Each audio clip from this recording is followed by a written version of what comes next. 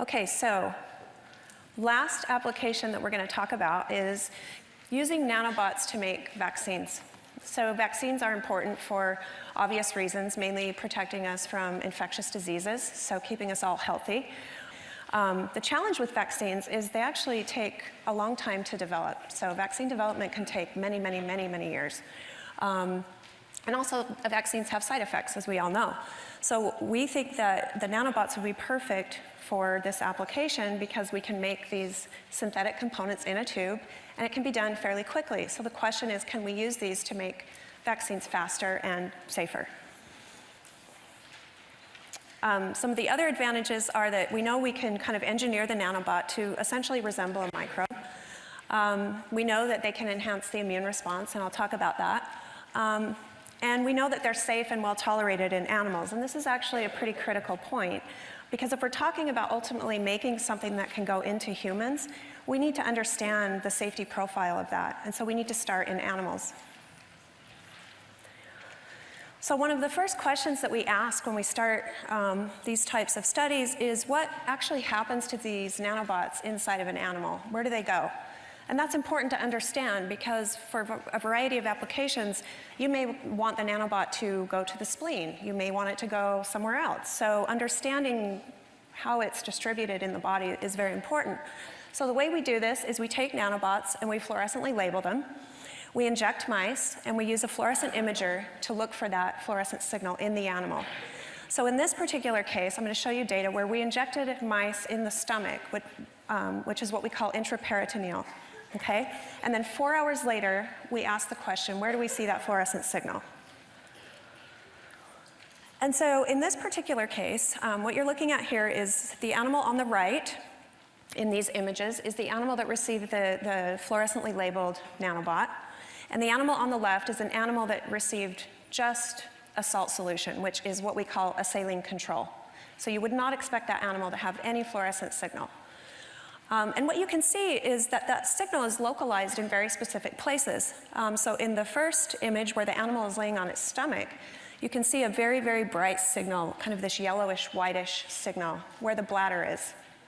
If we turn the animal on its side, you can see that same very bright white, orangish signal in the back, up a little bit higher, that's the kidney. And then if you flip the animal on its back, you can see both kidneys. So what this tells you is that when you inject this fluorescent nanobot intraperitoneal or into the stomach, a lot of it is going to be cleared through the kidneys. It's going to be cleared very rapidly, and ultimately the animal will pee it out, so you can see it in the urine. So if we take this image on the right, and we now say, let's take the organs out of this animal, and let's see what those organs look like. We can see, again, the kidney has the highest signal, which is what we would expect. It's what we saw in the whole animal. The liver also has a pretty high signal. We see some fluorescence in the spleen and very little in the lung. So what this means is, again, that if you inject these animals in the stomach with these fluorescent nanobots, most of that will be cleared out of the kidney and liver.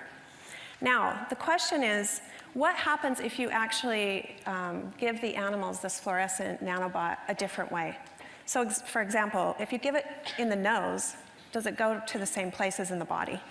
So many of you have probably had the flu mist vaccine, which is just a nasal mist up your nose. We kind of recapitulate this in mice. So mice naturally are nose breathers. They don't breathe out of their mouth.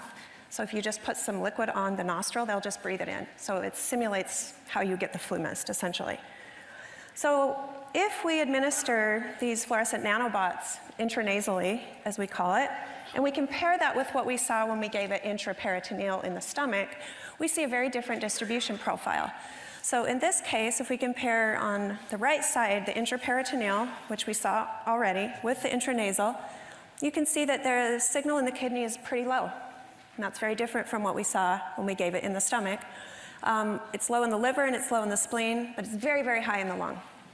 So what that tells us is the way that these nanoparticles, these nanobots, are distributed in the body is very much dependent on how you administer them.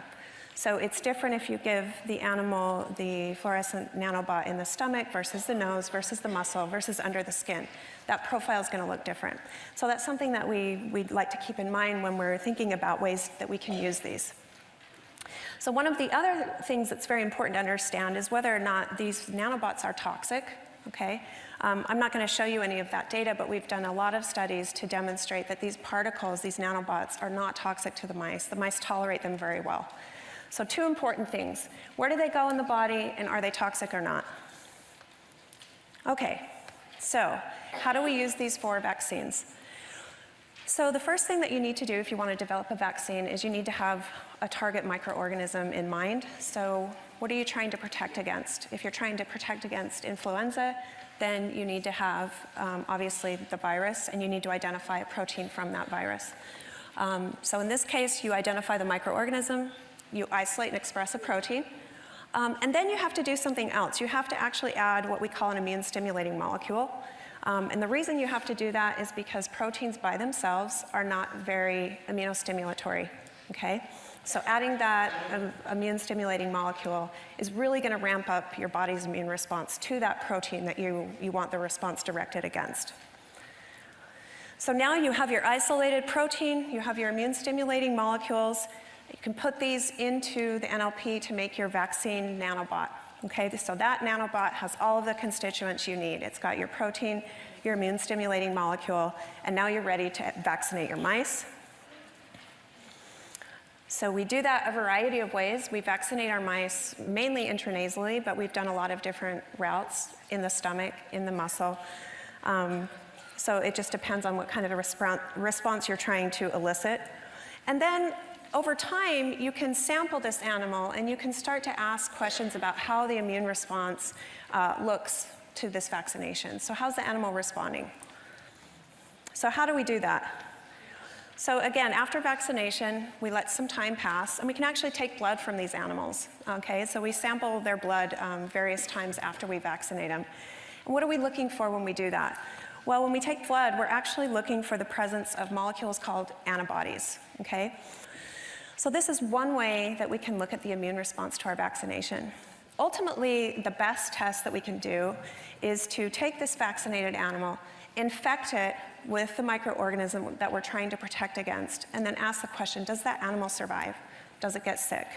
And so that's ultimately what these types of experiments look like, and is really what's needed to get these nanobots from, the bench top to people, to us, to actually use and be functional.